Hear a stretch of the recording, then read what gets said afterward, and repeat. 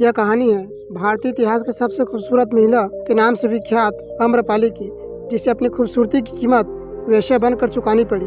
वह किसी की पत्नी तो नहीं बन सकी, लेकिन संपूर्ण नगर की नगरवधि जरूर बन गई। आम्रपाली ने अपने लिए जीवन स्वयं नहीं चुना था, बल्कि वैशाली में शांति बनाए रखने के लिए, गणराज्य की अखंडता बरकरार रखने के लिए उसे किसी एक की पत्नी बनाकर नगर को सौंप दिया गया। उसने सालों तक वैशाली के धनवान लोगों का मनोरंजन किया, लेकिन जब वह तथागत बुद्ध के संपर्क में आई तो सब कुछ छोड़कर वह बौद्ध भिक्षुणी बन गई। आम्रपाली के जैविक माता पिता का तो पता नहीं, लेकिन जिन लोगों ने उसका पालन पोषण किया उन्हें वह एक आम के पेड़ के नीचे मिली थी, जिसकी वजह से उसका नाम आम्रपाली रखा गया। वह बहुत खूबसूरत थी, उसकी आंखें बड़ी बड़ी और काया बेहद आकर्षक थी।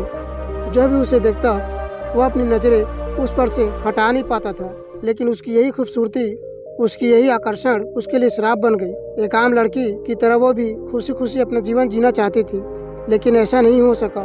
वो अपने दर्द को कभी बयान नहीं कर पाई और अंत में वही हुआ जो उसकी नियति ने उसे करवाया।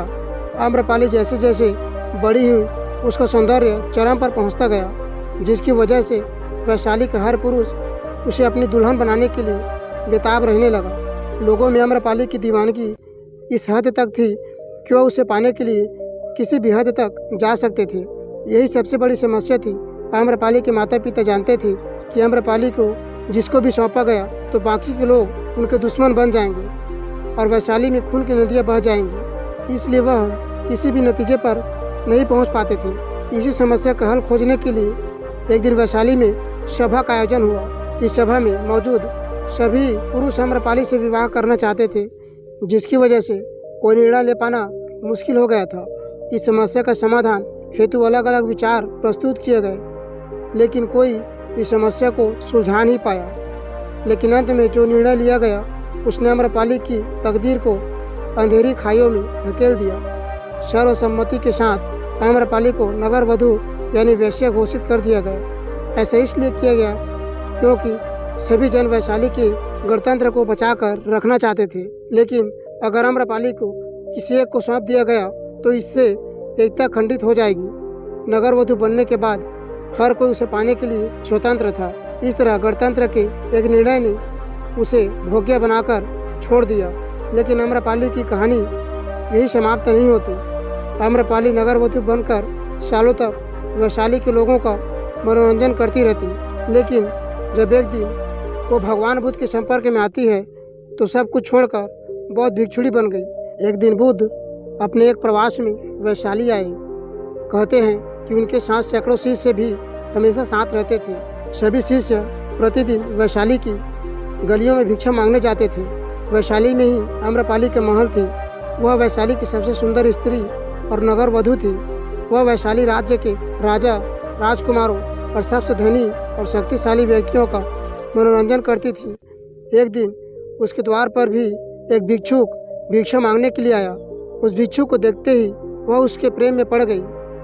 वह प्रतिदिन राजा राजकुमारों को देखती थी, पर मात्र एक भिक्षा पात्र के लिए उस भिक्षुक में उसे अनुपम गरिमा और सौंदर्य दिखाई दिया।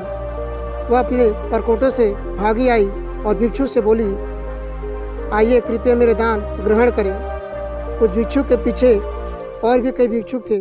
उन सभी को अपनी आंखों पर विश्वास नहीं हुआ। जब युवक भिक्षु आम्रपाली के भवन में भिक्षा लेने के लिए गया तो वे ईर्ष्या और क्रोध से जल उठे। भिक्षा देने के बाद आम्रपाली ने युवक भिक्षु से कहा, 3 दिनों के बाद वर्षा काल प्रारंभ होने वाला है। मैं चाहती हूँ कि आप उस अवधि में मेरे महल में ही रहें। युवक भिक्षु ने कहा, मुझे इसके लिए अपने स्वामी तथागत बुद्ध से अनुमति लेनी होगी। यदि वे अनुमति देंगे तो मैं यहाँ रुक जाऊँगा। उसके बाहर निकलने पर अन्य भिक्षुकों ने उससे बात की। उसने आम्रपाली के निवेदन के बारे में बताया। यह सुनकर सभी भिक्षुक बड़े क्रोधित हो गए। वे तो एक दिन के लिए ही इतने ईर्ष्यालु हो गए थे और यहाँ तो उसे 4 महीनों की योजना बन रही थी।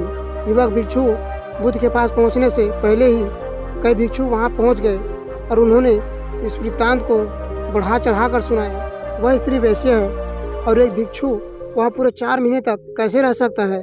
बुद्ध ने कहा, शांत रहो, उसे आने दो। अभी उसने रुकने का निश्चय नहीं किया है। वह वहाँ तभी रुकेगा जब मैं उसे अनुमति दूंगा। युवक भिक्षु आया और उसने बुद्ध के चरण छूकर सारी बात बताई। आम्रपाली यहाँ की नगर वधू है। उसने मुझे चतुर्मास में अपने महल में रहने के लिए कहा है। सारे भिक्षु किसी न किसी घर में रहेंगे। मैंने उसे कहा है कि आपकी अनुमति मिलने के बाद ही मैं वहाँ रह सकता हूँ। बुद्ध ने उसकी आंखों में देखा और कहा, तुम वहाँ रह सकते हो। यह सुनकर कई भिक्षुओं को बहुत बड़ा घात पहुँचा। वे सभी इस पर विश्वास नहीं कर पा रहे थे कि बुद्ध ने एक युवक शिष्य को एक वेश्या के घर में 4 माह रहने के लिए अनुमति दे दी। 3 दिनों के बाद युवक भिक्षु आम्रपाली के महल में रहने के लिए चला गया। अन्य भिक्षु नगर में चल रही बातें बुद्ध को सुनाने लगे। सारे नगर में एक ही चर्चा हो रही है कि एक युवक भिक्षु आम्रपाली के महल में 4 महीनों तक रहेगा। बुद्ध ने कहा, तुम सब अपनी चर्या का पालन करो। मुझे अपने शिष्य पर विश्वास है। मैंने उसकी आंखों में देखा है, उसके मन में अब कोई इच्छाएं नहीं है। यदि मैं उसे अनुमति नहीं देता तो भी उसे बुरा नहीं लगता। मैंने उसे अनुमति दी और वह चला गया। मुझे उसके ध्यान और संयम पर विश्वास है। तुम सभी इतने व्यग्र और चिंतित क्यों हो रहे हो? यदि उसका धर्म अटल है तो आम्रपाली भी उससे प्रभावित हुए बिना नहीं रहेगी, और यदि उसका धर्म निर्बल है तो वह आम्रपाली के सामने समर्पण कर देगा। यह तो भिक्षु के लिए परीक्षण का समय है। बस 4 महीने तक प्रतीक्षा कर लो। मुझे उस पर पूर्ण विश्वास है। वह मेरे विश्वास पर खरा उतरेगा। उसने कई भिक्षुओं को बुद्ध की बात पर विश्वास नहीं हुआ। उन्होंने सोचा वे उस पर नाहक ही इतना भरोसा करते हैं। भिक्षु अभियुवक है और आम्रपाली बहुत सुंदर।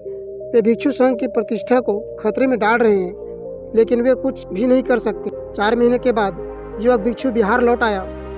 उसके पीछे पीछे आम्रपाली भी बुद्ध के पास आई।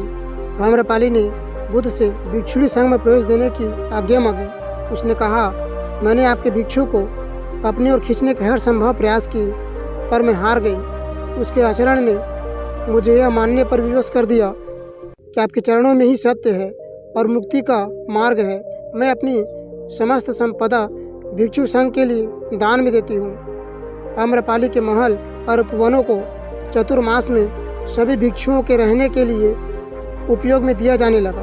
आगे चलकर वह बुद्ध संघ में सबसे प्रतिष्ठित भिक्षुणियों में से एक बन गई। तो दोस्तों, आशा करता हूँ कि आज का वीडियो आपको बहुत अच्छा लगा होगा, और अभी तक हमारे YouTube चैनल को सब्सक्राइब नहीं किए होंगे तो सब्सक्राइब बटन पर क्लिक करके बेल आइकन को दबा देना, ताकि ऐसे ही इंटरेस्टिंग भरा वीडियो की नोटिफिकेशन सबसे पहले आपके पास पहुँचे। साथ ही एक प्यारा सा लाइक और कमेंट कर देना, और मिलते हैं कुछ ऐसी इंटरेस्टिंग वीडियो के साथ। तब तक के लिए जय हिंद।